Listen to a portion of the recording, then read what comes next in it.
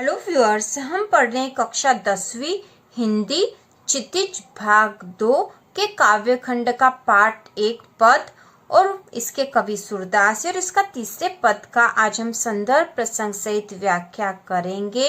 और इसके पद नंबर 1 और 2 की संदर्भ प्रसंग सहित व्याख्या हमने कर ली है, जो कि चैनल के प्लेलिस्ट पर है। आप आसानी से उसको देखकर समझ सकते हो, बहुत आसान है। आप एक बार देख लोगे तो आपको आसानी से समझ में आ जाएगा। तो यह पद नंबर 3 है और इसे शुरू करने के पहले हम एक बार समझ लेते हैं कि श्री कृष्ण ने उद्धव को ज्ञान का संदेश लेकर, ज्ञान और योग का संदेश लेकर गोपियों के पास भेजा था, जिससे कि वह श्री कृष्ण के प्रेम को भूलकर योग संदेश को अपना ले। लेकिन गोपियां इसका विरोध करती है और उद्धव से कहती है। तो क्या कह रही है वही हम पढ़ेंगे। तो शुरू करते हैं। पहले हम यहाँ पर इस पद्यांश को अर्थ सहित हम देख लेंगे, शब्दार्थ के साथ हम इसको एक बार समझ के फिर इसका संदर्भ प्रसंग सहित व्याख्या करेंगे। तो शुरू करते हैं। हमारे हरि हारिल की लकड़ी।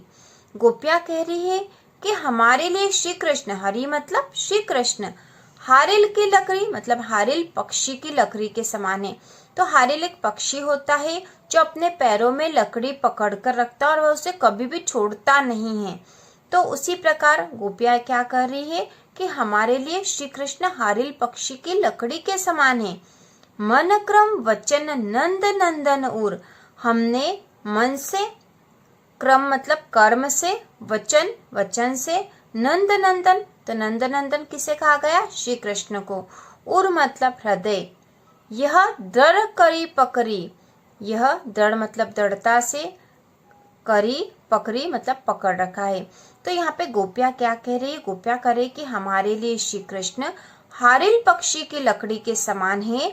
जिस प्रकार हारिल पक्षी अपनी लकड़ी को कभी छोड़ता नहीं है, उसी प्रकार हमने भी श्री कृष्ण को मन, कर्म और वचन से अपने हृदय में बसा रखा है और उन्हें दृढ़ता से पकड़ रखा है और हम उन्हें छोड़ नहीं सकते। जागत सोवत स्वप्न दिवस निसी। तो आगे गोपियां कह रही है जागत मतलब जागते हुए, सोवत सोते हुए, स्वप्न मतलब सपने में, दिवस मतलब दिन में, निसी मतलब रात में। कान्हा कान्हा, कान्हा मतलब कृष्ण, कृष्ण कृष्ण, जकरी जकरी मतलब रट लगाए रहती है या श्री कृष्ण ही कहती रहती है। तो गोपियां कह रही कि हम जागते हुए, सोते हुए, सपने में, दिन रात कृष्ण कृष्ण या कृष्ण की रट लगाए रहती है। हम उनको कभी भी भूल भी नहीं पाती। सुनत जोग लागत है ऐसो। अब आगे गोपियां कह रही है सुनत मतलब सुनते हुए, जोग मतलब योग संदेश, लागत है लगता है, ऐसो जो करुई ककरी जैसे कड़वी ककड़ी। तो गोपियां कह रही कि हमें योग संदेश सुनने में भी ऐसा लगता है जैसे कड़वी ककड़ी हो, इसके समान लग रहा हमें योग संदेश। सु तो व्याधि हमको ले आए, देखी सुनी न करी। गोपियां कह रही है कि आप तो व्याधि मतलब रोग हमको ले आए, हमारे पास ले आए हो, देखी सुनी न करी जैसा हमने कभी देखा सुना नहीं है। तो गोपियां कह रही कि योग संदेश तो एक रोग के जैसा है और ऐसा रोग आप हमारे पास ले आए हो जिसे हमने कभी देखा सुना नहीं है। यह तो सुर तिन्ही ले सोपो जिनके मन चक्री, चक्री मतलब जो इधर उधर घूमते रहते हैं।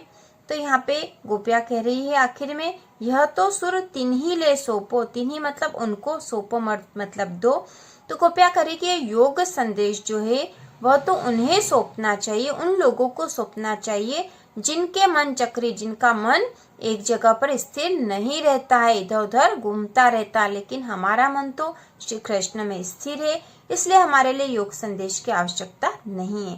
तो अब इस पद की संदर्भ प्रसंग सहित व्याख्या करेंगे, जैसा कि आपको एग्जाम में लिखना रहेगा। तो इसका संदर्भ हम लिखेंगे। प्रस्तुत पद्यांश हमारी पाठ्य पुस्तक क्षितिज भाग 2 के पद से लिया गया है। इसके कवि सूरदास है। तो जब भी संदर्भ लिखा जाता है तो संदर्भ में हम पाठ का नाम और कवि का नाम लिखते हैं। इसके बाद प्रसंग लिखेंगे। तो इसका प्रसंग इस पद के अनुसार लिखना है। पद में जिस बारे में बताया गया है उस बारे में हम यह प्रसंग लिखते हैं।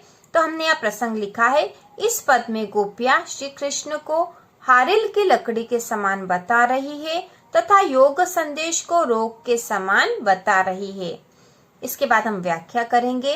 तो व्याख्या में लिखा जाएगा, गोपियां कह रही है कि हमारे लिए श्री कृष्ण हारिल की लकड़ी के समान है, अर्थात जिस प्रकार हारिल पक्षी अपने पैरों में सदैव एक लकड़ी लिए रहता है, उसे छोड़ता नहीं है, उसी प्रकार हम गोपियां भी मन, कर्म और वचन से श्री कृष्ण को अपने हृदय में बसाए हुए हैं। तो गोपियां श्री कृष्ण को हारिल की लकड़ी के समान पकड़े हुए हैं अपने हृदय में, और वे उसे किसी भी रूप में छोड़ नहीं सकती, जिस प्रकार से हारिल पक्षी भी अपनी लकड़ी को नहीं छोड़ता है। हमने श्री कृष्ण को दृढ़ता से पकड़ रखा है। हम जागते हुए, सोते हुए, स्वप्न में दिन रात श्री कृष्ण का नाम ही रटती रहती है। मतलब हमें हर समय श्री कृष्ण ही का ही ध्यान रहता है, हम उनके ही ध्यान में लगी रहती है। हमें यह योग संदेश सुनने में ही कड़वी ककड़ी के समान अरुचिकर लग रहा है।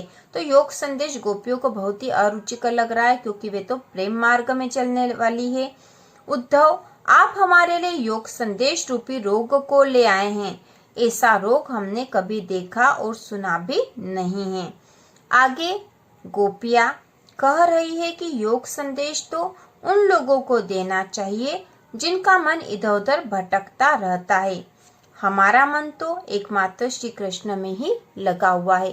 तो यहाँ पर गोपियां कह रही कि हमारा मन तो श्री कृष्ण में लगा हुआ है, हम तो श्री कृष्ण के प्रेम में ही लगी हुई है, उन्हीं का नाम दिन रात रटती रहती है या उन्हीं का ध्यान करती रहती है। यह योग संदेश तो ऐसे लोगों को देना चाहिए जिनका मन इधर उधर भटकता रहता है, लेकिन हमारा मन तो एकमात्र श्री कृष्ण में ही लगा हुआ है, इसलिए हमारे लिए योग संदेश की कोई उपयोगिता नहीं है। इसके बाद हम लिखेंगे विशेष। तो आप जब भी आपके एग्जाम में संदर्भ प्रसंग से व्याख्या लिखने का आए, तो आपको साथ में विशेष भी लिखना है, जिससे कि आपको एग्जाम में पूरे नंबर मिले। तो हम विशेष में लिखेंगे। तो विशेष में हम लिख देते हैं कि उस पद में कौन से अलंकार है मुख्य रूप से, या पद किस बारे में है। तो हम यहाँ लिखेंगे, हमारे हरी हारिल की लकड़ी में रूपक अलंकार है। ठीक है, तो हमने अलंकार बता दिया। जो पहली लाइन थी इसकी, हमारे हरी हारिल की लकड़ी, तो इसमें रूपक अलंकार है, क्योंकि इसमें हरी मतलब श्री कृष्ण को हारिल की लकड़ी ही बता दिया है। ठीक है, हारिल की लकड़ी बता दिया, इसलिए यहाँ पे रूपक अलंकार हो गया है। इसके बाद इसमें अनुप्रास अलंकार है, और अगला जो है कान्ह कान्ह में पुनरुक्ति प्रकाश अलंकार है। तो यहाँ पर हम इतना बता देंगे, आपको कोई दो भी याद रहे तो आप लिख सकते हो, इससे भी आपको पूरे अंक प्राप्त होंगे। तो संदर्भ प्रसंग सहित व्याख्या लिखने को आए तो आपको ऐसा ही लिखना है। यदि आप इस तरह से लिखोगे तो पूरे में से पूरे नंबर आपको मिलेंगे और आप एग्जाम में अच्छे नंबर ला पाओगे। और यदि हिंदी के आपको प्रश्नोत्तर लिखने हैं तो चैनल की प्लेलिस्ट में बहुत ही सरल भाषा में प्रश्नोत्तर बता रखे हैं, आप उन्हें एक बार देख लोगे और सुन लोगे तो भी आपको याद हो जाएंगे। तो इसी प्रकार के और वीडियो देखने के लिए कक्षा 10वीं की संपूर्ण तैयारी के लिए चैनल को सब्सक्राइब कीजिए।